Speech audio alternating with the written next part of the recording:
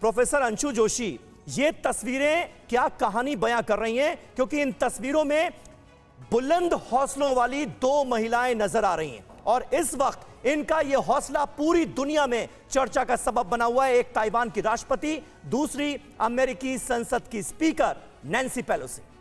देखिए, एक महिला के रूप में दो ऐसी सशक्त महिला शख्सियतों को एक साथ देखना और दोनों को ही प्रजातांत्रिक मूल्यों के प्रति, मानवाधिकारों के प्रति और अपने अपने देश के गौरव के प्रति इस प्रकार से प्रतिबद्ध देखना, कटिबद्ध देखना निश्चित रूप से बहुत सुखद दिखाई पड़ रहा है समीर। लेकिन एक बहुत लंबा इतिहास है चीन और ताइवान की ओर जब हम देखते हैं, फिर जब हम इसमें अमेरिका को जोड़ लेते हैं तो बहुत सारे जटिल बिंदु हैं जो हमारे सामने आते हैं। चीन जब ताइवान पर अपना कब्जा या दावा ठोकता है तो उसके पीछे कहीं ना कहीं 1943 का कायरो डिक्लेयरमेंट और 1945 का पोट्सडेम डिक्लेरेशन है, जिसके तहत वो ताइवान को अपना हिस्सा मानता है।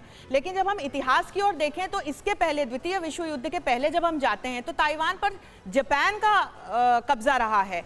तो यहाँ पर आकर चीज़ें फंस जाती है और यहाँ पर आकर बहुत सारा विवाद हमारे सामने आता है कि कैसे 1949 के बाद प्रजातांत्रिक मूल्यों को ही लेकर के कम्युनिस्ट चाइना अलग हो गया था और ताइवान अलग हो गया था और अमेरिका ने तब से ताइवान का समर्थन किया। लेकिन समीर, यहाँ एक बहुत बड़ा प्रश्न है कि अमेरिका एक और वन चाइना पॉलिसी का भी समर्थन करता है और दूसरी ओर वो ताइवान के साथ भी खड़ा हुआ नजर आता है। तो यहाँ मुझे लगता है कि जब नैन्सी पेलोसी इतनी स्ट्रांग पर्सनालिटी के रूप में यहाँ पर हमें साई के साथ नजर आ रही हैं, तो इस जो एक जटिलता पर और इस कंफ्यूजन पर उनको विराम लगाना चाहिए और एक स्टैंड अमेरिका को एक देश के रूप में लेना चाहिए।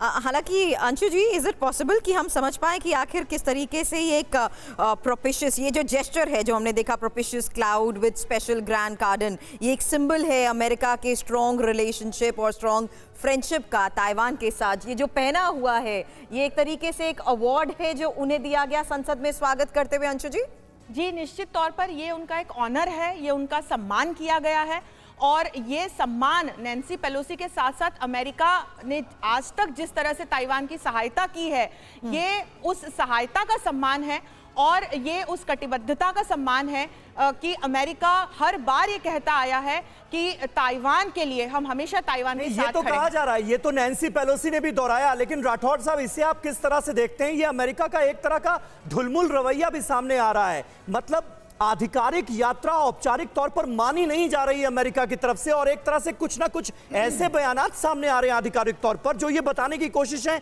कि भाई नैन्सी पेलोसी की ये पर्सनल यात्रा है। दूसरी तरफ नैन्सी पेलोसी वहां ताइवान की संसद में पहुंचकर कहती हैं कि पूरा अमेरिका एकजुट है, चाहे रिपब्लिकन हो या डेमोक्रेट, वो ताइवान के साथ खड़े हैं। ये क्या है? देखिए, नैन्सी पेलोसी का बयान सुने या आप ताइवान के राष्ट्रपति का बयान सुने तो ये बात साफ होती है कि ये नैन्सी पेलोसी का कोई प्राइवेट विजिट नहीं है। यही तो। और जो वहाँ वो बोल रही हैं वो उनके खुद के ख्यालात नहीं हैं, ये स्टेट पॉलिसी है। उन्होंने साफ शब्दों में कहा कि 43 साल से हम ताइवान के साथ खड़े हैं।